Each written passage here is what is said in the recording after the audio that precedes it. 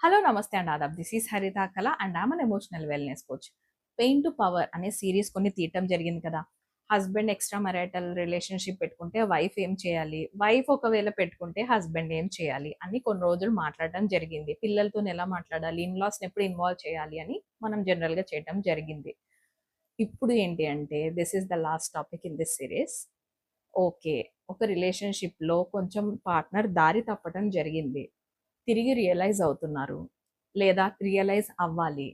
నాకు ఈ relationship break చేసుకోవాలని లేదు, కానీ ఎలా నేను చేసుకోవాలి?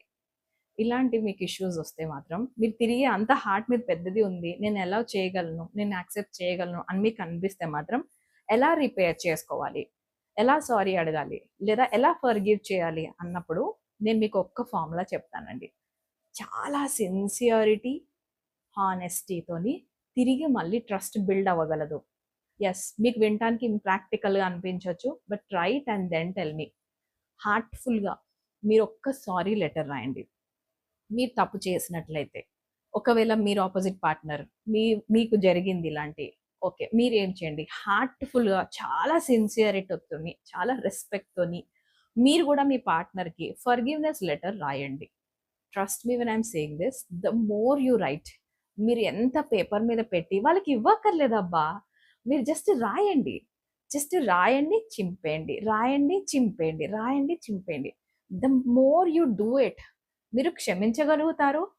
And at the same time మీరు ఎక్కువ రాసి సారీ అడిగే కొద్దీ మిమ్మల్ని అవతల వాళ్ళు క్షమించగలుగుతారు. This is a magical magical magical tool. Trust me when I'm saying this. కానీ రాసేటప్పుడు ఏదో ఫార్మాలిటీకి ఇదేదో చెప్పింది కదా అని రాయకుండా పర్సనల్గా కూర్చొని టైం తీసుకొని రిలేషన్షిప్ నాకు చాలా ఇంపార్టెంట్ కాబట్టి చెయ్యండి. ఎఫర్ట్ మీరు పెట్టండి, బికాస్ మ్యారేజ్ ఈజ్ బ్యూటిఫుల్. ఇప్పుడు చిన్నపిల్లలు తప్పు చేస్తే మనం మళ్ళీ క్షమించమా, వదిలేస్తామా, ఇంట్లోంచి బయటికి పంపించేస్తామా?